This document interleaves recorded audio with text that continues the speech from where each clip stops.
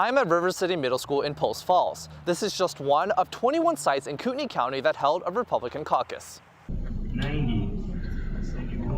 For the first time in 12 years, it's just going really smooth from what we could tell. the state of Idaho hosted a Republican caucus. We had a lot of folks show up a little early. Jeff Tyler is a caucus captain. His role is to make sure the caucus runs smoothly. We expected it to turn out to be a little bit lower though, because this is just a once every 4-year thing. Tyler expects a turnout of about 10 to 15%. Tyler says he's unsure if the Gem State will hold another caucus for the next presidential primary. That will instead depend on what the Idaho State Legislature decides.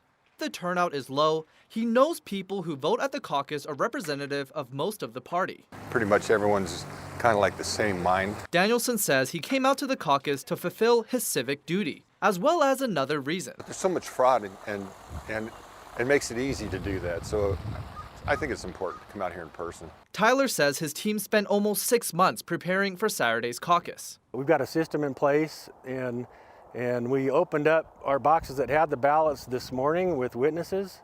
And then those ballots are right there on the table that everybody can see. In order to cast their decision, all voters needed to show an ID to prove they're residents of the area they're voting in. For other voters like Annette Greb, we didn't have to sit there. We weren't confused by what was going on. So it worked really well. there's something special about voting in person. There are people that have a strong opinion about what's going on, and they want to be part of it. No cameras were allowed inside the caucus sites. We didn't want anybody being uncomfortable. You know, maybe somebody's voting and they don't want to be on TV. Tyler says he's unsure if the Gem State will hold another caucus for the next presidential primary. That will instead depend on what the Idaho State Legislature decides.